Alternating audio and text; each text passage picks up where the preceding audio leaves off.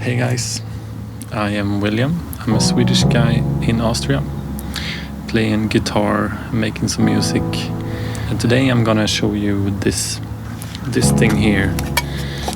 This is pedalboard, but it's not for electric guitar, it's for acoustic guitar. And I am today gonna try to explain why you wanna have a pedalboard for acoustic guitar.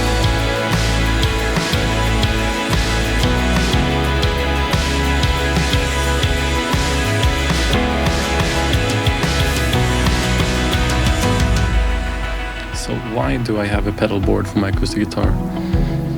I have to start quite early in the process. You know, an acoustic guitar is a very low volume instrument, and that creates some problems when you try to amplify it.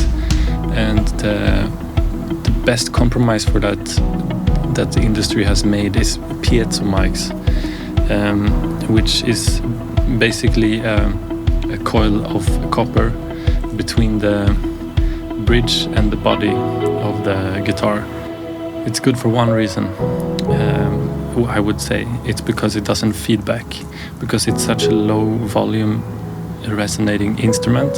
So if you would put the mic, you have to amp it up so much that it feedbacks. So this is a great way to just get on stage and plug in your guitar. It's clean from any other source. You don't get any bleed from any other instrument or anybody on stage. But the drawback, it's a big one, and it's that you basically pick up the instrument before it resonates in the guitar body. What that does is that it creates a quite metallic, not so warm kind of sound. And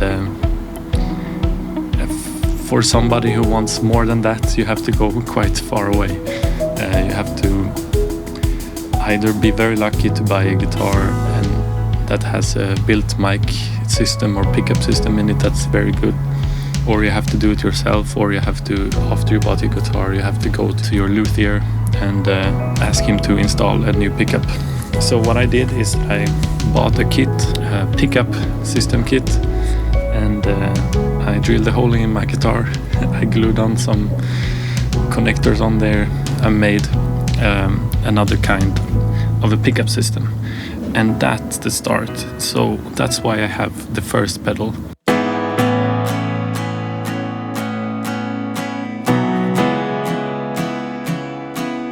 If we go more in depth through the pedals, we can start from the front. So we got the preamp box. It's basically amplifying my signal from my guitar. I have the dual setup, one mic and one piezo together on one jack. So the balanced cable goes in here, carrying both of two signals. I can change the volume on the different mics to find a good blend. It's good to have both, because sometimes you are in a loud environment and then it's easily feedbacking. And then you want to have less mic, you can rely on the piezo mic sometimes. In another environment, when you're far away from the PA, then you can boost the mic of the setup a little bit more, and then you have a little bit more warmer sound. But a good blend between them is always good. It goes from here to the next pedal. So the next pedal is just a Polytune. So I went with the Polytune 3 Mini. I wanted something small. I needed something I could tune with, but I also needed something I could mute with, because with this pickup system I have no way to mute my guitar. Before I could do that, but just with the volume on the guitar, and then I can tune. But with this I can both mute, and I can mute and tune. There's one problem with this, because this pickup system has a mic. So in a loud environment, it's hard to get the tuner to detect the strings when you're tuning. So I have from before an extra clip-on tuner, which I use sometimes. It's a drawback. I've thought about maybe splitting, because you can split the signals between the mic and the blender, the piezo, and you can run them separately. I've wondered if I should do, but that's a little bit overkill and I don't have the space. The next pedal is the Empress ParaEQ Mark II Deluxe. This is really nice. This is a really good pedal, because When it comes to EQ pedals in general, there is mostly just one type, and that's graphical EQ. So then they decide which frequencies as a fader from beforehand, and that's sometimes quite hard to work with. You have to make compromises. With this, I have so much. I have 3 main sweepable areas for the pre-EQ, which I can decide which frequencies and how much, how big of the EQ. And then I also additionally have a high shelf and a low shelf on a set frequency, and also low pass, high pass, which is so massive. And then I have the bypass, so I can just pass it. And a very nice thing which made me really want to have it, is that it has a boost. A boost is really good for me as an acoustic guitar player, because sometimes on stage I want to pick in the middle of the song or in the end of the song. And coming from strumming, which is much more volume, much more loud, I guess, it's nice to then boost the volume on the different areas where I'm picking. Then I'm sure I am heard, which is good. Sometimes the other technicians knows it right away and then just push up the fader. But in this way, I've saved him time or her time. I can also set it to a specific volume, which we have here. So this EQ pedal is just insanely good, and it's so great because it's just an EQ pedal. It doesn't have any drive or anything, so it means that I can use it for my acoustic guitar. So that's this pedal, this EQ pedal. It's just an EQ, you may say, but it's a really powerful EQ. I can really tune my tone. There is an EQ on the Trinity preamp, but it's a little bit limited. So with this I can really go, I can start with the ground here, and then I can go on the fine tune here, and I have all the fine tuning adjustments on there, which is I'm very happy about. So the next pedal is the TC7 Tri-Mode Chorus, which is a chorus from Ibanez. So it has 3 modes, and you can decide. You have the instructions here also. You can pop up these knobs here, and it's the speed, the depth, and the mix, which it comes really handy. Why I use a chorus is because I want to have the width of the stereo. It's especially nice if your whole set is driven a lot by acoustic guitar, and you want to have that good width, good spread for left and right. I almost never push it far. I just have a little bit, so you hear it, but it's not overpowering. So that's a quite nice pedal to have. Then we have the last pedal, which is just a DI box. This is not a fancy DI box. It's 15-20 bucks of wherever you want to buy it. It's a Behringer Ultra DI D120. I've had this for a while. Why I use this pedal is 2 reasons.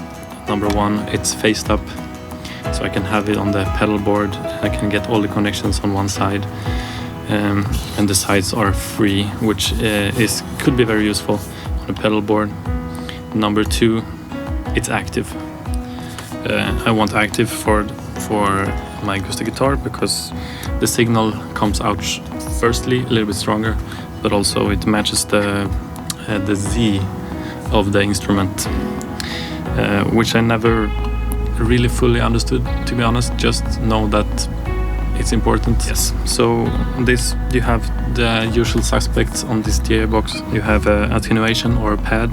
You have a mode. You can decide if you want to have one of the jack connections as a link output, but I'm using it at 2 channels. And then we have a ground, and then I can run it on batteries if I need. Otherwise it's phantom from the board. A special thing on this DI box that I made is that I got these very flat XLR connections, and I solder them onto XLR cables. That also goes back to this, so they fit into the bag, so they can always stay on there, and I don't have to unplug them and plug them again. It also have a little bit lower profile also when you look at it, and it makes it a little bit more tighter because they're angled. So this is the whole front side. This is all the pedals, but they also have power.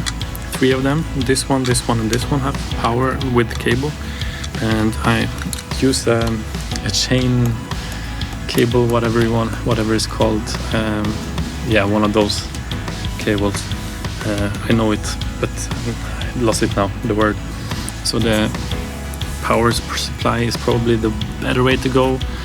But there's only a few on the market that fits this smaller Pedaltrain Nano, and they take up some space on the back. And I wanted this thing here, which I'm gonna talk about soon. And I also wanted some space for the things here. I run it through this kind of system, and it's fine. And I have no problems with any weird ground sounds or weird hums or whatever. But also on the back side we have this very interesting box. It's a box I made. I call it a Giraffe because it has long cables, and then it goes to one body. I don't know. So that I made. I just bought a pedal enclosure. So what does this do? So instead of running all the cables back and forward to the stage, I can instead use an Ethernet cable to run those signal analog. So then I can have in-ears on this side, which I have as an output, and then I run cable 1 and 2 as input. Then I have an extra cable for if I want to have a kick or something, or a click. I have also the smaller part for this to connect it to the stage box, which I call the baby Giraffe, of course. Yes, so that's my pedalboard for acoustic guitar. Sounds weird, I know, but it has its reasons.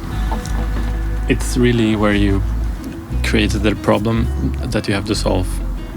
You can think of it like that, at least. But on the other side, it's also a way to make your guitar sound better. And in this format, it's not a big board. It's a little bit heavy. You have to carry it, but it's more or less plug and play. So I'm gonna show you how it sounds like. I have some in the studio, just recording it in the studio, and then I also have some from the practice session I have, and hopefully you will hear the difference.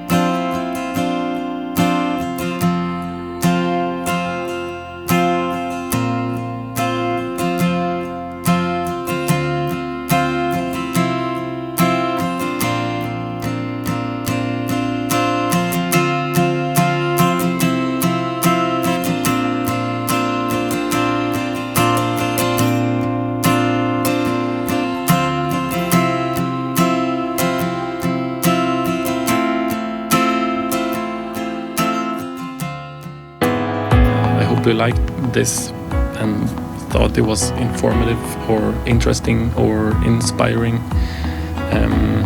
Write me if I did something weird or wrong, unless you say in the DI box is crap.